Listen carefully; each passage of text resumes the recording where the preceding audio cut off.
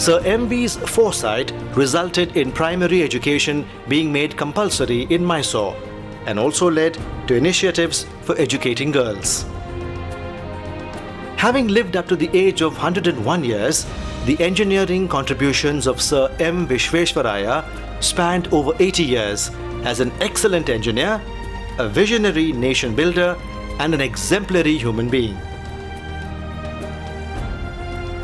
Sir M.V. spoke about the planning model in the first decade of the 20th century. Pandit Jawaharlal Nehru, the architect of modern India, borrowed the idea for planned economy from Sir M. Vishveshwaraya.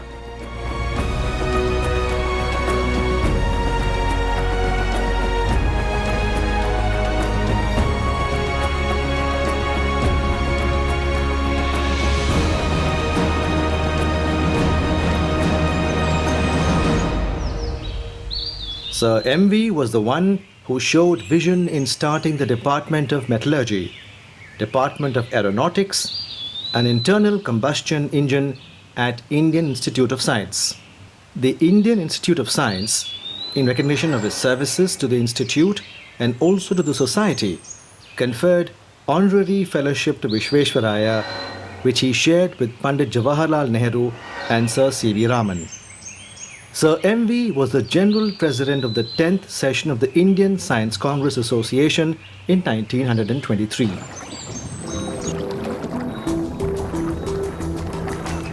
Travelling some 260 kilometers northwest of Bangalore, again in Karnataka, this is Bhadravati, situated on the banks of the river Bhadra in the Shimoga district.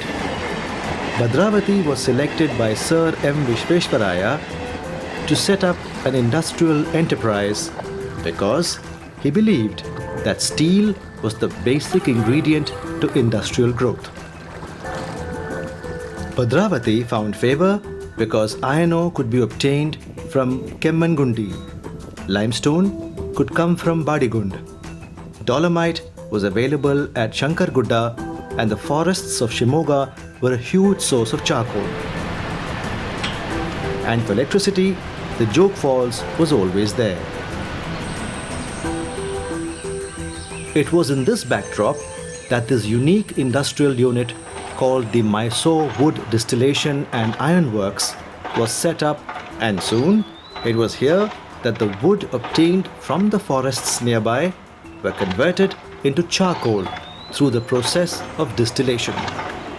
A pioneering industrial process, the destructive distillation of wood, was developed at the Indian Institute of Science at the request of Sir M.V. Producing charcoal had a very valid reason, because the intended product, the pig iron, simply could not be produced if the iron ores were not reduced in the blast furnace in the presence of coke, which took the oxygen away from the compound. And coke was just not available.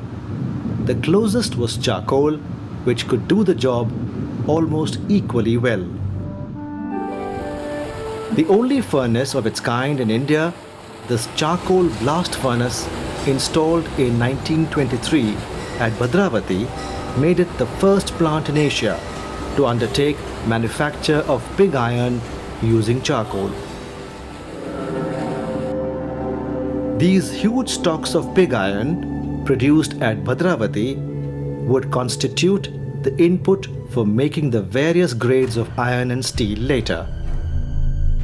But after a couple of years of production, the enterprise began faltering and losses started mounting. The Maharaja of Mysore had no way but to look for Mokshagundam Vishveshwaraya once again, because by the time he had retired from the services of being the Diwan of Mysore state. Time again for Sir Mokshagundam Vishveshwaraya to step in. Upon an invitation by the Diwan of Mysore, Krishnaraj Jayachamarajendra Vodayar, Sir M.V.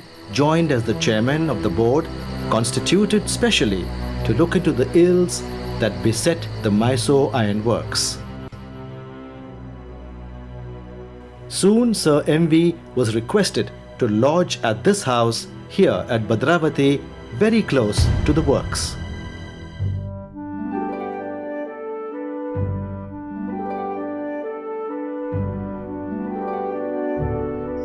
It was in this house that Sir M.V. pondered over the technical problems faced by the steel factory long after he had retired.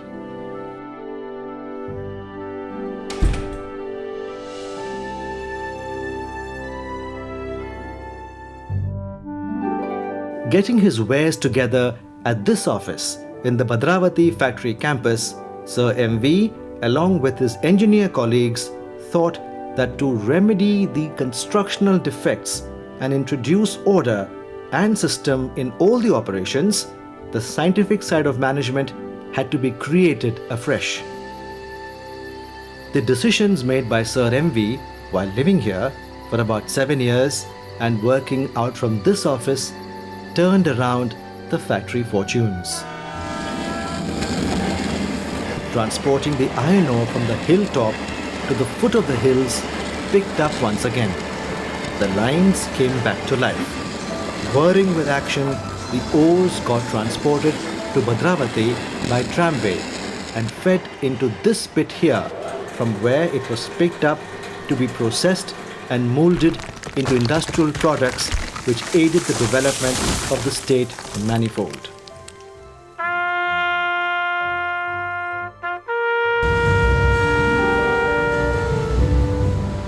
In the beginning, 1923, and the Mysore Iron Works produced 60 tons of pig iron per day.